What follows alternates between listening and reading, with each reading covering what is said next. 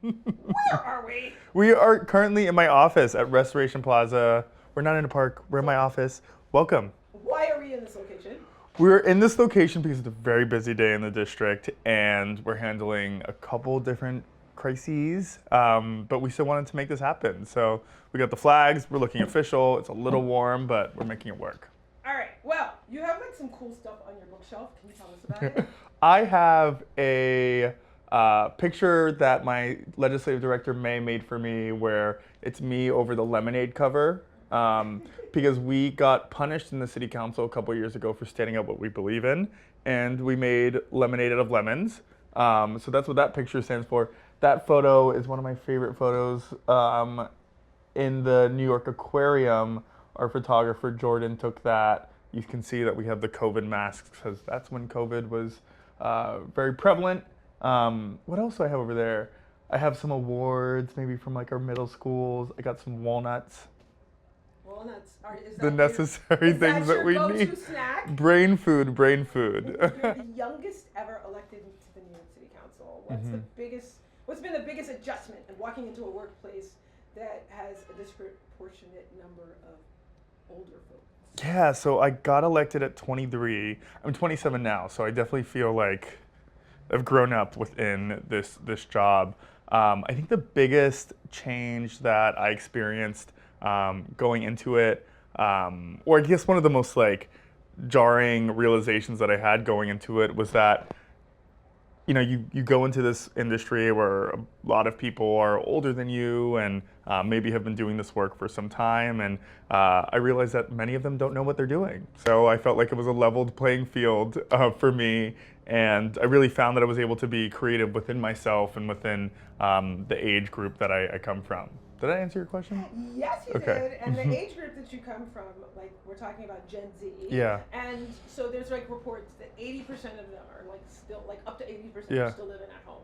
Oh, wow. You've famously moved out on your own. Yeah. How many of your friends are still at home? Yeah, that's a really good question. Not a lot of my friends are still at home. I think there's two, and there was an article that just came out about it yesterday, but there's two different types of Gen Z, right? It's the Gen Z who like finished or got out of college before the pandemic, and there's like Gen Z who like graduated high school during the pandemic, and I think we're very distinct, different classes of Gen Z, right? I would say not a lot of my friends live at home, but I do know that there's a lot of folks who do live at home. That's because of the insane economy that we are currently living in. Housing affordability here in New York City is out of this world. It's been out of this world for years, and something that I am hoping to fix within my tenure in the city council. So was Intro 360, Mhm. that was your bill about the broker fees, Yeah. right?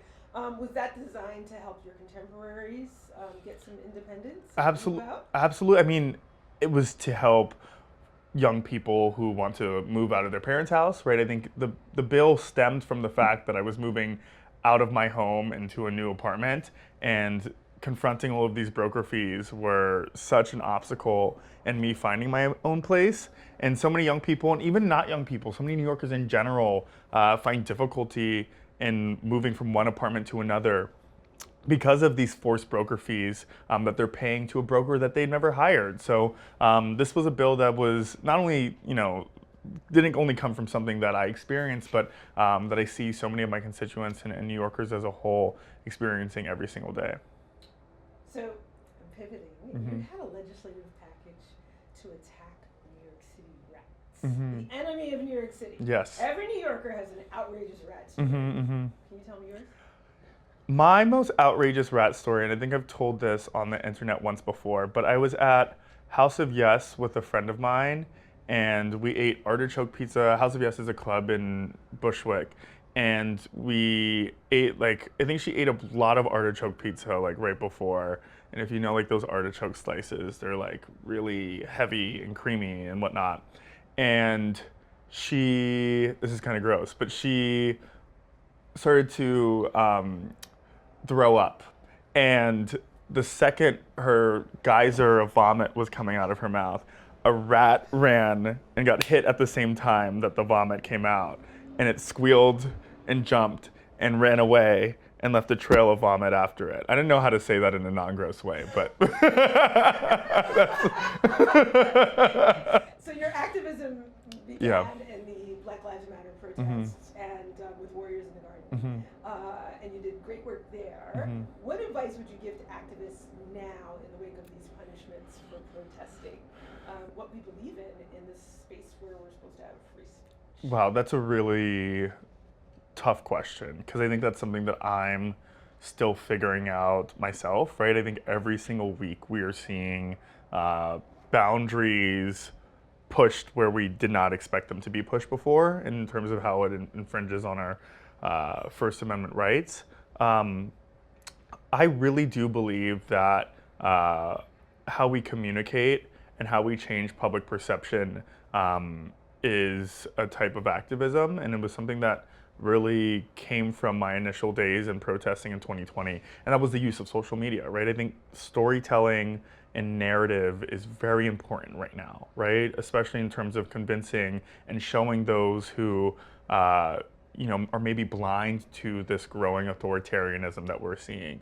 I think optics are essential in activism today, now more than ever, especially in the digital place. And I want those who are fighting on the streets and even not on the streets today to be very mindful of the story that we're trying to tell and pushing back against that growing authoritarian regime that we're seeing in Washington, D.C. You expanded naloxone availability throughout New York City bars and restaurants and nightlife spots. How was that received? It was received well. I think all policy is personal, and the origin of that particular piece of legislation came from the fact that I had a friend whose brother overdosed on cut substances, and that's not an isolated situation or story that people deal with, right? And something that we see on our streets every day. We hear about loved ones and their loved ones who undergo substance abuse or even accidental overdose. So whenever there is a way to save someone's life through legislation or any type of work that can be done, I'm happy to be a part of that journey. And I think telling that story alongside a bill that talks about an issue that I think is very scary for people to talk about, or there's a lot of unknown around that issue, was definitely something that I took a lot of pride in and that people responded well to. Top 3 nightlife spots in your district. In my district, okay, I mean, there's only 3 in my district, so like, I love Singers. Paragon's about to close. There was just a New York Times article about how nightlife is changing, but Paragon and Broadway is great. And then I'll also say, Come On Everybody. And which one is your favorite? I would say Singers is my favorite. We just had my birthday party there. What haven't I asked you about city council, your district, that you feel you want the world to know?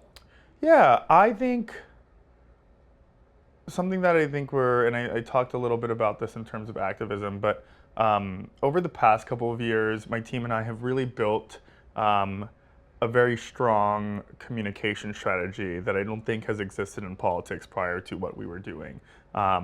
We were tackling this medium of TikTok and Instagram Reels and short form media as a whole, and using it as a tool in political organizing. And now we're seeing, political campaigns across the city, state, and country attempt to do the same. Some more successful than others. We're being reached out to by U.S. Senate Democrats to teach their, principals how to use social media. And I want folks to know that, when you see all of this stuff of, people talking straight to camera on your iPhones, on your Androids, that we were the originators of it. Okay. Where do you see? Well, to say that, Elijah. Say it. You're not cutting it. We're not gonna say it. Where do you see yourself in 5 years? I see myself. That's a really good question. I'll give you a political answer. I see myself doing what I'm doing, but on a larger scale, where I blend the fold between politics and culture in a way that galvanizes people, energizes people, and ultimately helps people. And I hope to be doing that for years to come, but on a larger level.